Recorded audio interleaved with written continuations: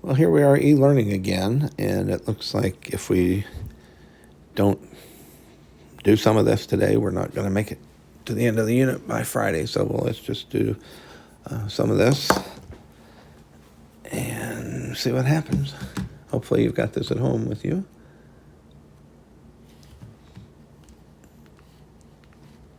And let's go. We were on page 21 and number 4. So it says the decomposition of NO2Cl occurs according to the equation shown above. Students proposed a 2-step mechanism. Identify a specific error that causes the student's mechanism to be incorrect. Well, what I'm seeing in the products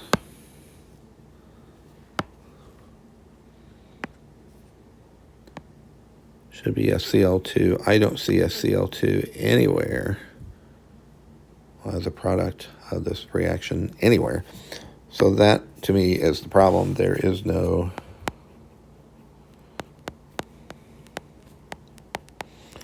Cl2.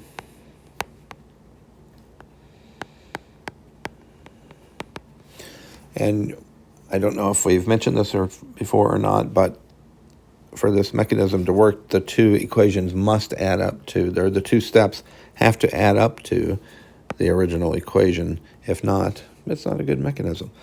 So since we have no Cl2 anywhere in the problem, it can't be the correct mechanism. So without making any changes,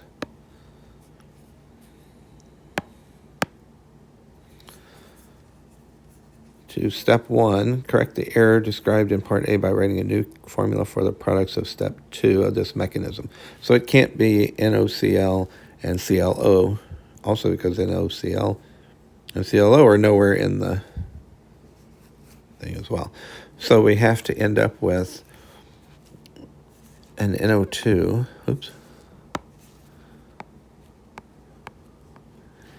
and a Cl2. So the new step 2 would be Cl plus NO2. Cl makes NO2 and Cl2.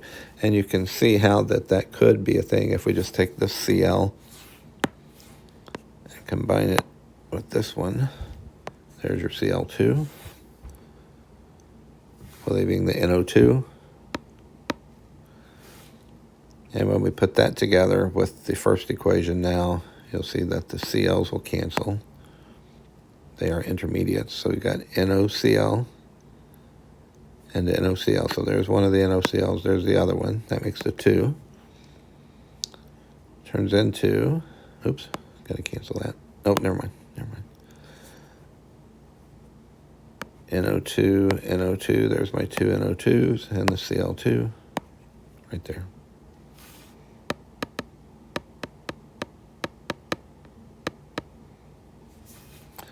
So that finishes that problem. All right, collision model.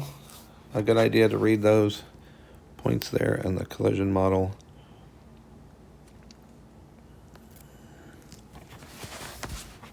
So here we are. The graph below shows the distribution of the collision energies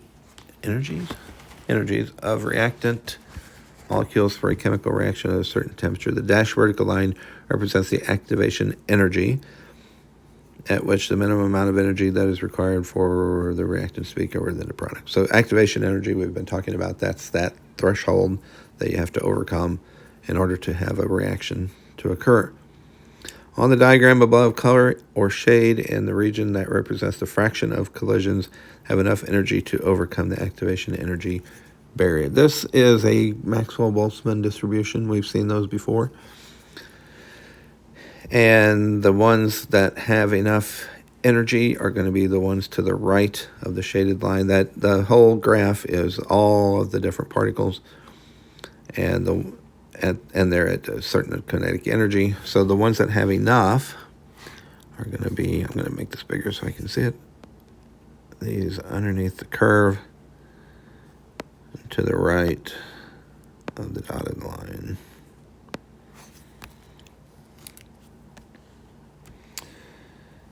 B, does the diagram above represent a sample of reactant molecules at a lower temperature or higher temperature than the sample represented by the diagram in part A? Justify your answer. Well, for one thing, the ones with enough energy have increased.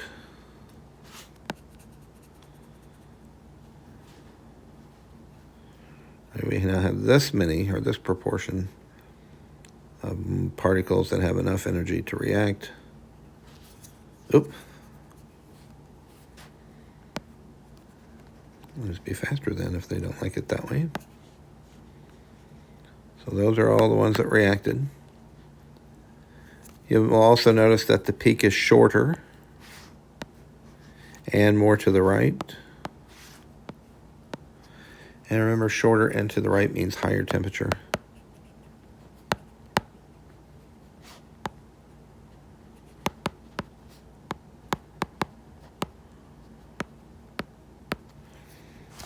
So does the diagram above represent lower temperature or higher temperature? Higher temperature. And we can say that peak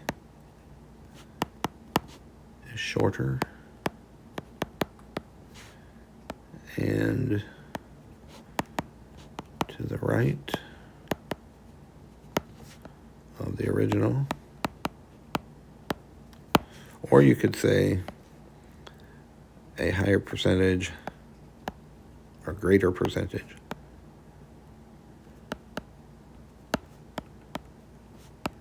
of the particles, or molecules, I guess, are above activation energy.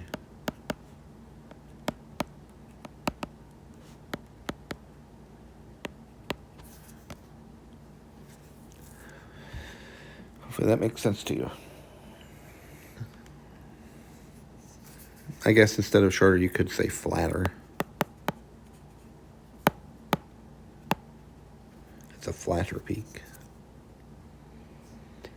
All right, moving right along.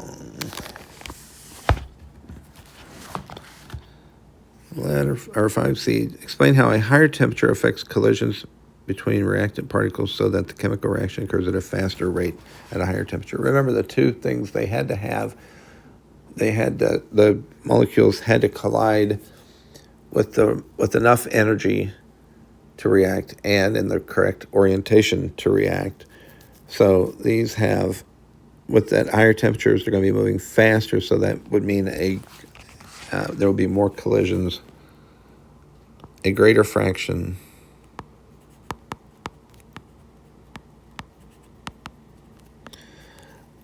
of the reactant particles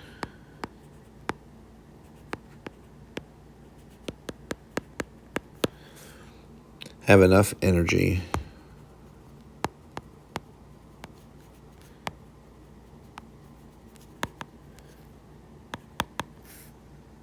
to overcome the activation energy.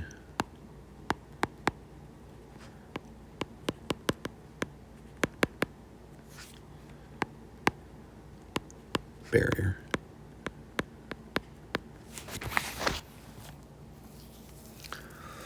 And if you want to at some point look at these bit.ly simulations for Maxwell-Boltzmann curve, we can do that in class too if you want to wait till we get back. But that's something that kind of helps with this.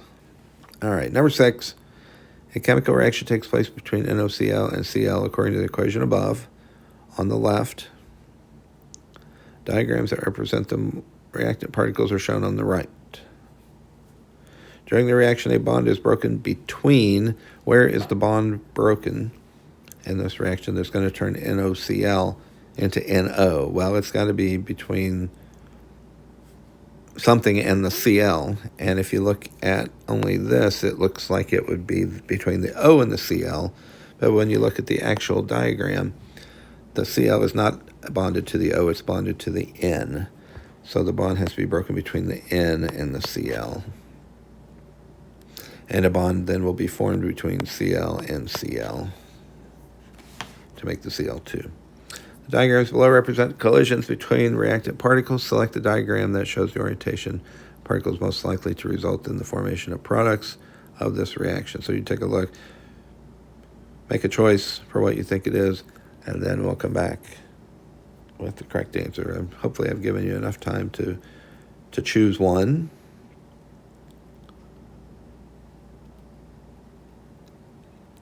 Okay, so remember that the collision has to form Cl2, and that means that the loose chlorine has to be bumping into the chlorine in the molecule, so it's got to be this one.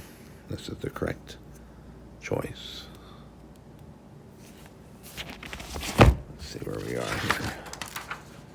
All right, I'm going to stop this video at this point, and then I will start up again. So this may take a number of videos in order to work. So we'll be back in just a minute.